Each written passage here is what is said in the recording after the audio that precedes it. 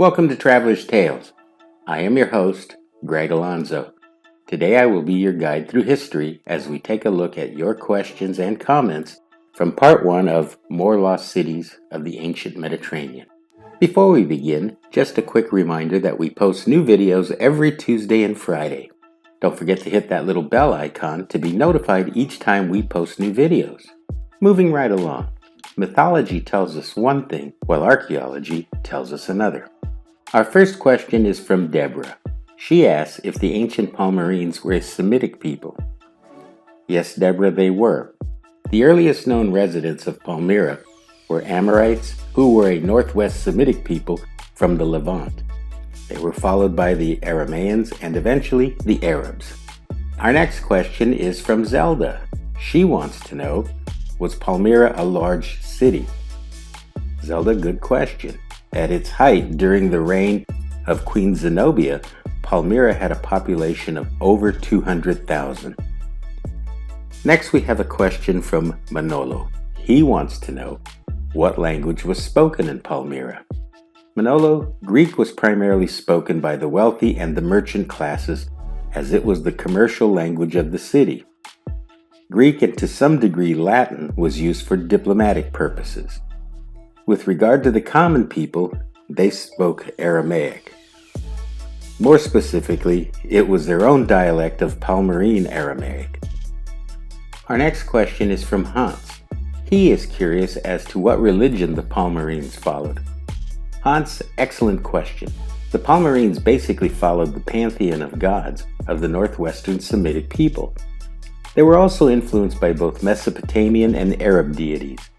Baal was the chief deity being worshipped along with Bel Marduk.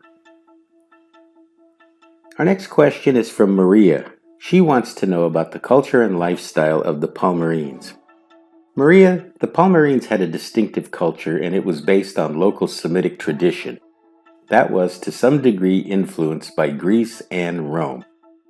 Eventually, as Palmyra was integrated into the Roman Empire, some Palmyrenes adopted Roman and Greek names. Let's press on. Our next question is from Armand. He asked if any parts of the Raiders of the Lost Ark was accurate. Well, Armand, they got the name of the city correct. We know that the Ark of the Covenant was not buried in Tanis, and so on and so forth. Let's just leave it at that. Raiders of the Lost Ark was a fun film in the Indiana Jones series. Our next question is from Rufus. He wants to know if I believe that there are more lost cities yet to be uncovered. Rufus, with regard to archaeological digs, I believe that the archaeologists have only scratched the surface.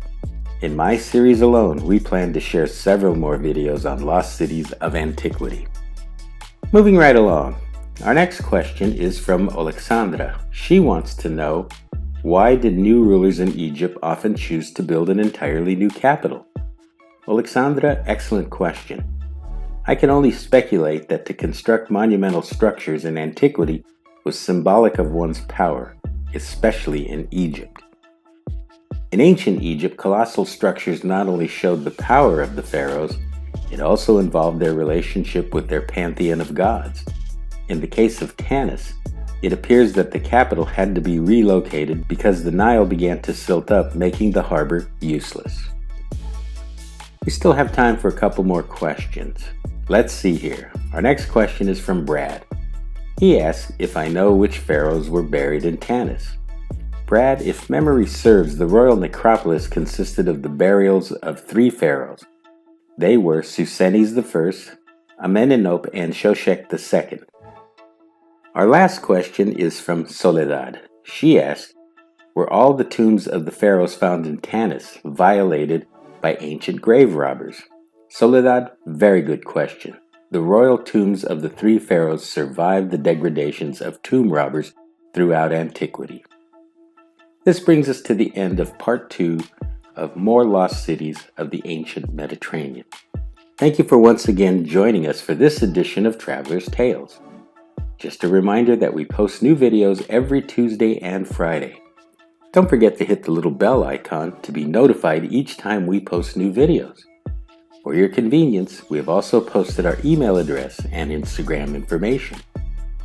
We enjoy hearing from our subscribers. Don't hesitate to contact us with any questions or comments you may have. If you haven't subscribed to Traveler's Tales, please do.